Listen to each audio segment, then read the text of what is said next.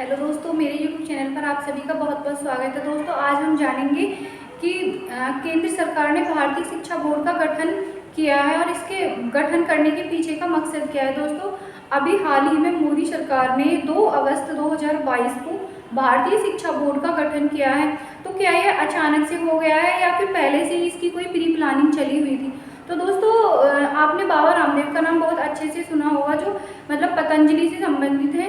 उन्होंने भारतीय शिक्षा बोर्ड के गठन के लिए 2015 में ही सरकार के सामने अर्जी दी थी, लेकिन क्या हुआ था, इस चीज़ को रद्द कर दिया गया था। लेकिन वो धीरे धीरे मतलब फिर उन्होंने दोबारा से इस बात को उठाया कि नहीं, मतलब हमारे देश में भी एक CBSE की तर्ज पर ही भारतीय शिक्षा बोर्ड का गठन किया जाना चाहिए। तो क्या हुआ कि सरकार ने इस पर मतलब कि विचार विमर्श किया और 2015 से और यहाँ तक कि 2022 आ गया, उस पर विचार विमर्श करके फाइनली यह डिसीजन दे ही दिया कि अब भारत में भारतीय शिक्षा बोर्ड का गठन होगा और इसको मंजूरी 2 अगस्त 2022 को दे दी गई है। तो जो बाबा रामदेव है वो इसको मतलब अपनी बहुत ज़्यादा बड़ी उपलब्धि मान रहे हैं कि अब क्या होगा कि जो देश की शिक्षा है वो एकदम स्वदेशीकरण में दी जाएगी। क्योंकि प्राचीन काल में भी हमारे यहाँ पर जो हमारी शिक्षा व्यवस्था थी वो स्वदेशीकरण की ही थी, लेकिन जो लॉर्ड मैकाले आए थे 1835 में, उन्होंने शिक्षा व्यवस्था में बदलाव कर दिया था।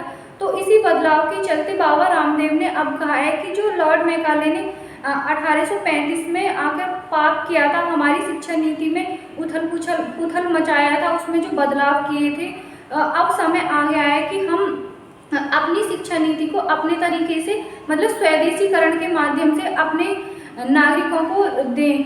तो दोस्तों, भारतीय शिक्षा बोर्ड के गठन के अंतर्गत क्या होगा कि अब यह होगा कि जो शिक्षा है वो आध्यात्म में भी दी जा सकेगी, कि आध्यात्म के अंतर्गत जैसे योग, दर्शन और चिकित्सा, मतलब इस तरीके की जो शिक्षा आती है आध्यात्म से जुड़ी हुई, उसमें भी यह शिक्षा दी जा सकेगी। यह बिल्कुल उस तर्ज पर होगा जैसे CBSE का गठन है। तो दोस्तों, इससे क्या फ़ायदा होगा, बाबा रामदेव का कहना है कि इससे यह फ़ायदा होगा कि जो हमारे आने वाले बच्चे हैं, जो हमारी नई पीढ़ी है, वो अपने देश के स्वदेशीकरण की शिक्षा के बारे में जानेगी कि जो हमारे यहाँ पे जो आध्यात्म से संबंधित शिक्षा प्राचीन काल से दी जाती आ रही है, उनका वर्तमान समय में कैसा प्रभाव है।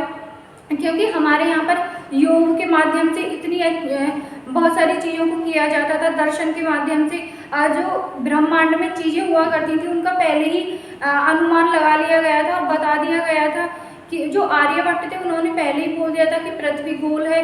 और यह किसके माध्यम से बोला था, उन्होंने इसके माध्यम से बोला था क्योंकि जो हमारा आध्यात्मिक ज्ञान था वो बहुत ज़्यादा सर्वोपरि था, लेकिन वक्त के साथ इसको बदल दिया गया था।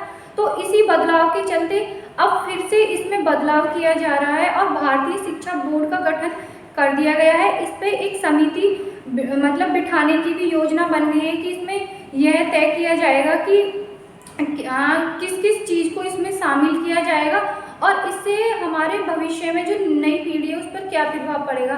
तो दोस्तों, अब यह जानते हैं कि इसका जो काम सौंपा गया है वो किसको सौंपा गया है। तो पतंजलि योगपीठ जो ट्रस्ट है उसके हाथों में इसका काम सौंपा गया है कि जो भारतीय शिक्षा बोर्ड के अंतर्गत जितने कार्य करेंगे तो वो पतंजलि योगपीठ ट्रस्ट कार्य करेगा। तो एक क्वेश्चन यह बन जाता है, अगर कोई मतलब अपने एग्जाम के पॉइंट ऑफ व्यू से देखना चाहता है कि भारतीय शिक्षा बोर्ड का जो गठन है वो किसके अंतर्गत आएगा और किसके हाथों में इसको सौंपा गया है, तो पतंजलि योगपीठ ट्रस्ट के अंतर्गत इसको रखा गया है। तो दोस्तों, अब आध्यात्म में भी शिक्षा दी जा सकेगी।